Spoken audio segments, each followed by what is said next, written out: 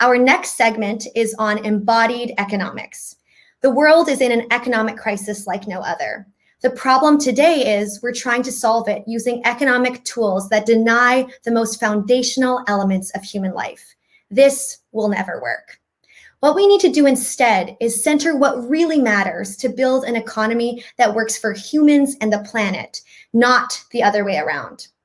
Here to create the blueprint for a new economic future, we'll now get to hear from groundbreaking economists and SheEO activators, Denise Hearn, Katrine Marçal, and Michelle Meagher. Please, everyone, join me in welcoming Denise, Katrine, and Michelle to the stage.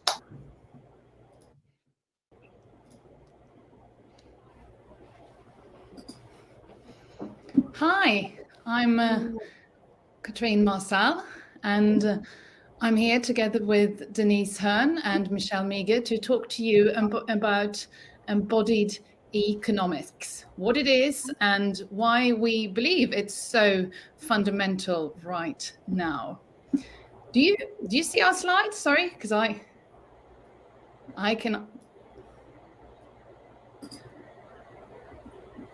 don't see any slides, but yes.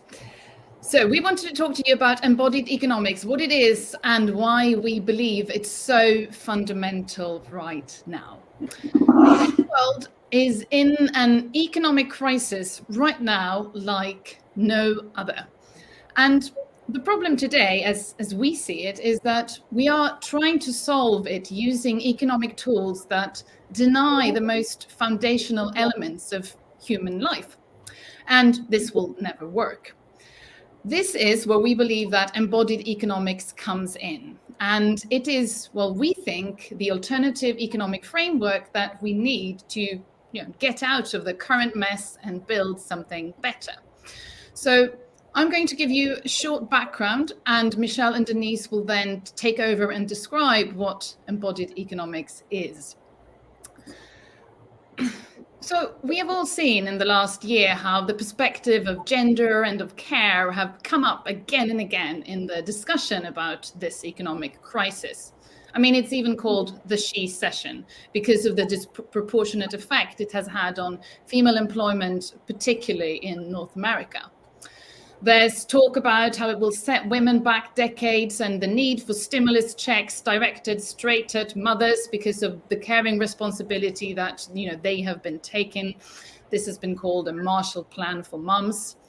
And we are also going to see enormous stimulus packages this year constructed to kickstart the big world economy again. Let's revive demand and let's help businesses get back on their feet. Those are sort of the rallying cries at the moment. And in the words of Barbara Ehrenreich from 12 years ago, with all this talk about how to stimulate it, you'd think that the economy is a giant clitoris. However, the economy is actually not a clitoris, and certainly, we would argue, not this time around, because this crisis is different. This is a crisis that doesn't fit the model. It was not predicated on an economic expansion or an asset price bubble. So let's compare it to, for example, the great financial crisis of 2008, which was a much more normal financial crisis. It started in the most abstract part of the economy with financial products so complicated that not even the people that were trading them quite understood how they worked. Then these financial instruments ended up toppling some American banks and the crisis spread out through the system. And then it ended up having very real consequences for very real human bodies. And that's how an economic crisis normally works. The human body sort of comes last. But not this one. This has worked in the complete opposite direction. This was an economic crisis that began in the human body, right? With some of the most vulnerable bodies getting ill and dying of a new virus. And then we ended up shutting down large parts of the formal economy. And from there, the crisis spread upwards. This time, the human body came first. And the economy is not a neutral thing. So all this discussion about, let's revive demand and get the economy going again, stimulate it like it's, a very, just a big, clitoris, like Barbara Ehrenreich puts it. It's not going to work. It's not just some kind of machine that we just need to kickstart with the correct amount of stimulus money. It's always based on values. And one place where you can see the shifting values of an economic era is actually in the skyline of our great cities. So take London, for example. Me and Michelle are based around in London, UK. The skyline of London used to be dominated by religious buildings in medieval times because that was the economy of the time. This is where the money was, and the religious buildings ended up being, the tallest and the biggest. Later on, the skyline of London became dominated by public buildings like, Big Ben, Elizabeth Tower. Many big towns of the era were dominated by large railway stations because that was the values of the economy of the time. And now, of course, the skyline of London is dominated by large banks and financial institutions. And that's the case with most big cities on the planet. They are the embodiment of the great monuments to an era of economic growth and of economic values that we believe we have now left. Because the irony, of course, if you look out over London skyline right now, is that these buildings are empty because of the pandemic. No human bodies are allowed in them right now, or most of them. And the question is, of course, what values do we want to manifest themselves in the skylines of our great cities in the future? Because the thing is that, as economist Mariana Mazzucato puts it, economic growth doesn't just have a rate, it has a direction. It's not just let's kickstart the economy up to 2% growth or 5% growth. It's about sort of what type of growth do we want to create? What type of growth do we want to take us out of this crisis? Because growth can be of very different kinds and it can create very different types of economies. And we believe that we need to recognize this crisis that we're in at the moment, not just as a crisis of demand, but of something much more fundamental. It's a crisis of an old form of production and consumption. It's a crisis of its sources of energy, its means of transportations, and its social, racial, and gendered hierarchies. And therefore, monetary and fiscal measures of the kind that we're talking about largely are very unlikely to sort of fix this mess. We need new institutions, infrastructures, and financial systems that can then work as a kind of precondition for a new and very different period of growth. And here is where we think embodied economics is a necessary tool. Thank you so much, Katrine. I'll be talking and introducing this idea of the Forgotten Five. After Katrine's introduction, we can see that we're effectively left with two questions. What can we do with this insight that the pandemic is a crisis which starts in the body? I think it leaves us with the questions of how might we approach recovery if we acknowledged our bodies? How might we approach economics? Because what's astounding is that economics so far has ignored all of the things that are fundamentally important to us as humans. We have this assumption that all of the things that are important to us will be taken care of within an efficient and growing economy. How?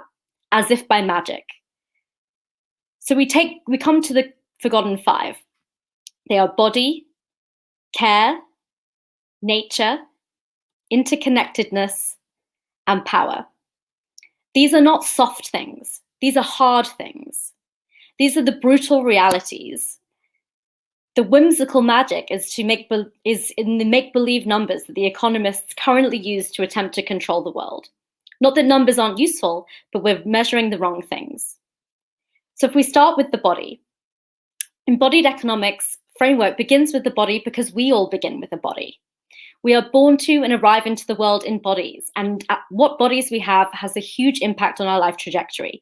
Are we male presenting, female presenting, trans feeling? What is the color of our skin, the physical location that we drop onto the planet? Do we have abilities, disabilities? What intellectual skills? What is our mental health, physical health, level of nourishment, risk of disease? We're all treated the same by neoclassical economics, but we are all fundamentally different. And the most vital things to us are made subordinate within the economy, including things like healthcare and food. If we go to the next slide, what we can think of is that an economic system organized around the shared needs of our human bodies would be radically different from the one we have today. We would be designing an economy starting with this fact, that we are 8 billion different but overlapping bodies living on an overheating rock that's hurtling through space. If we start with that, we can go from there with a new type of economy. That brings us to care, the second of the forgotten five. Because those 8 billion bodies break, they get sick. The pandemic has reminded that, as if we could ever forget, that we can die by the millions. When our bodies are young, we're helpless. When we're old, we become frail. This is not a failing of humankind. It is the care that we give and receive that is the foundation of human societies. And as the statistics show, people, especially women and people of color, are caring for the human race, and they're not being counted. They are either unpaid or low paid. All other economic value that we produce in the economy rests on this hidden base of the pyramid. We're obsessed with growth, but we could grow the economy overnight just by counting care. $11 trillion of economic value is being ignored. Care matters because bodies matter, because the economy should be built for us as human beings. We could also, by the way, decimate the economy overnight just by counting the externalities. And Denise will tell us more about those. Thank you, Michelle. So in the last 2 centuries, as humans have urbanized and moved into large urban centers, we've really lost touch with the sense that we are fundamentally embedded within the natural world versus separate from it. And this has created a paradigm of superiority where we see nature and its function predominantly to serve human needs versus as a real extension of ourselves. And cities, of course, are not bad in any way, but they have a lot of real economic value. But they change our entire bodily experience. Our soundscapes, our visual cues, our pace, our lighting, and everything else. And so it's really been only within the last couple of 100 years in human history that this has profoundly changed for us and led to this sort of hubris of thinking that nature is somehow separate from us.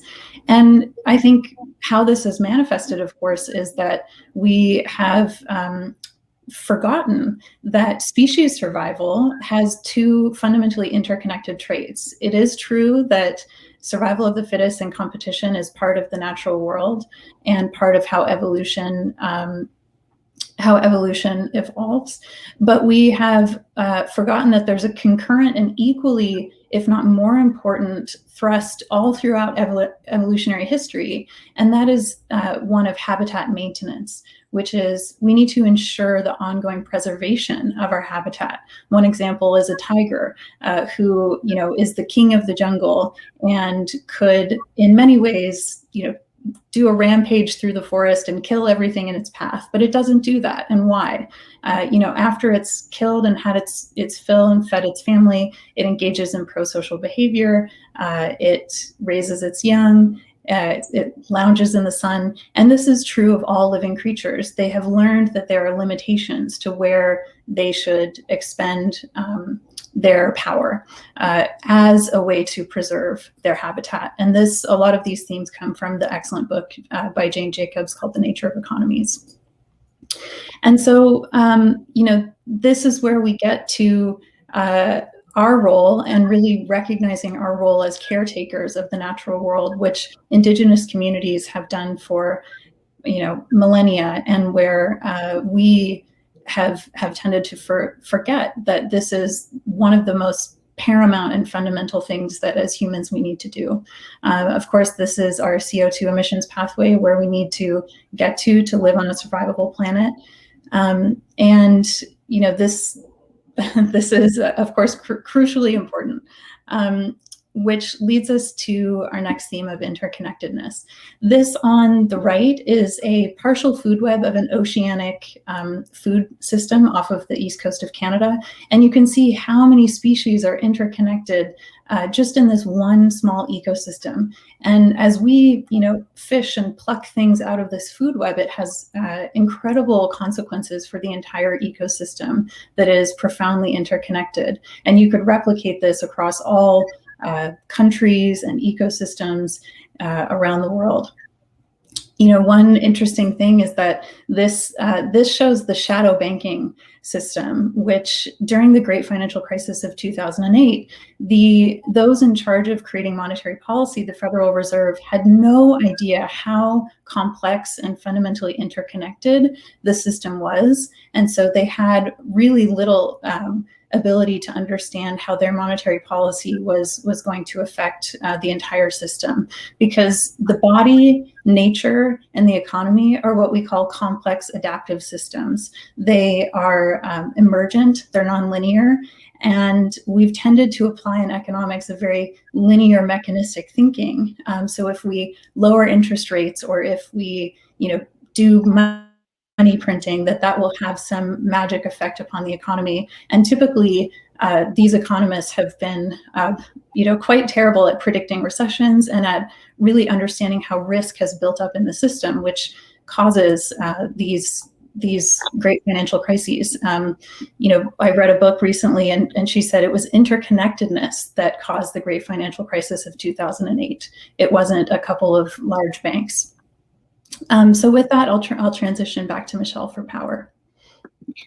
So we are very much out of time. So I will just be very brief on power, just to say that the framework of embodied economics really recognizes that power shapes our world. So even if we choose to not see power, it is there anyway. We're living with the legacy of empire, of colonialism, institutional racism, the power of elites, the power of wealth that concentrates, the power of monopolies in consolidating markets. So anything we try to do to fix the greatest challenges of our time, inequality, environmental collapse, we must deal with rebalancing power, because if we don't, we'll, whatever reforms we set out with the best of intentions will have unintended consequences. So I'll just leave it to Denise to close this out. So lastly, we want to turn the Forgotten Five into the Foundational Five as we think about our recovery and long into the future. And I'll just end by saying that we would love to connect with anyone who's interested in contributing to our thinking, contributing to potential policy frameworks around this. And you can find us at embodiedecon.com and either sign up for our newsletter or drop us a line there. Thank you so much, SheEO, for having us. Really appreciate all of you being here with us. Thank you so much, Denise, Katrine, and Michelle. Let's